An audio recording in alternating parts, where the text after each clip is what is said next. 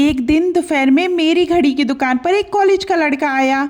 उसके हाथ में एक पुरानी घड़ी थी। उसने घड़ी मेरी तरफ बढ़ाते हुए कहा, भैया ये मेरे दादाजी की घड़ी है, बंद हो गई है, नई घड़ी खरीदने के पैसे नहीं हैं, क्या इसे ठीक किया जा सकता है? मैंने घड़ी को ध्यान से देखा। वह काफ़ी पुरानी हो चुकी थी, लेकिन उससे जुड़ी भावनाएं साफ दिखाई दे रही थी। मैंने घड़ी खोलकर जांच की तो पता चला कि उसका एक छोटा सा पार्ट खराब हो गया था। उसे बदलने में कुछ खर्च आता, लेकिन लड़के की बात सुनकर मेरा मन नहीं माना। मैंने बिना कोई पैसे लिए घड़ी ठीक कर दी। घड़ी चलते ही लड़के के चेहरे पर खुशी लौट आई।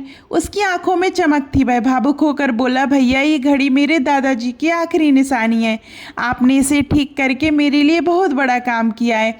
उसकी खुशी देखकर मुझे भी संतोष मिला। समय बीतता गया। कुछ महीनों बाद अचानक शहर में टैक्स विभाग की जांच शुरू हो गई। आसपास की कई दुकानों पर छापे पड़े और भारी जुर्माने लगाए गए।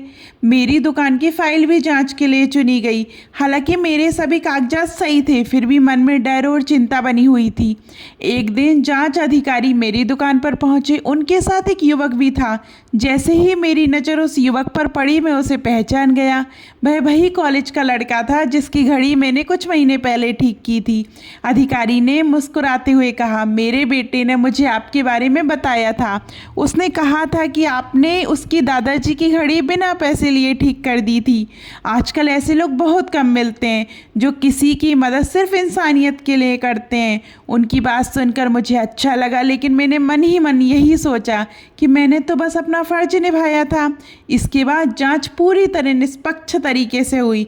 मेरे सारे दस्तावेज सही निकले और मेरी दुकान पर किसी तरह की कोई कार्रवाई नहीं हुई। उस दिन मुझे जीवन का एक बड़ा सबक मिला, नेकी कभी व्यर्थ नहीं जाती। समय पर की गई छोटी सी मदद भी एक दिन लौटकर हमारे जीवन में सबसे बड़ी ताकत बनकर आती है। यही इंसानियत की असली पहचान है।